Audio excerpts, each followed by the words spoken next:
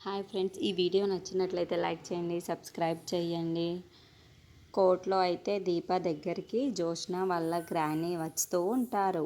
ఇంతలో అక్కడున్న దీపని చూసి, ఏంటి దీప భయపడుతున్నట్టున్నావు అని చెప్పేసి వాళ్ళ గ్రాని అడుగుతూ ఉంటుంది. ఇంతలో అక్కడున్న జోష్న మాత్రం, అవును కానీ భయపడుతున్నట్టే ఉన్నది, అందుకే చూసావా తన ముఖంలో ఎంత భయం కనబడుతుందో అని చెప్పేసి అంటుంది. ఇంతలో అక్కడున్న దీప మాత్రం భయపడకుండా ఎలా ఉండగలను అని చెప్పేసి అంటుంది.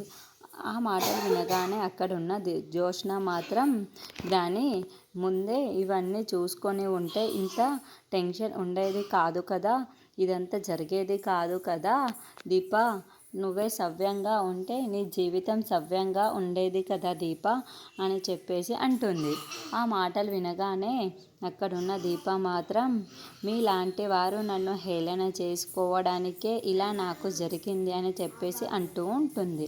ఆ మాటలు వినగానే అక్కడున్న జోష్న మాత్రం, అయితే నిన్ను హేళన చేయటానికి ఇక్కడికి వచ్చామంటావా అని చెప్పేసి అంటూ ఉంటుంది. ఆ మాటలు వినగానే అక్కడున్న దీప మాత్రం, కాదా మరి, నేనంటే చదువుకోలేదు, నీకు చదువు ఉండి కూడా నువ్వు ఇలా చేస్తున్నావంటే నాకే చాలా సిగ్గుగా ఉంది జోష్న అని చెప్పేసి అంటుంది.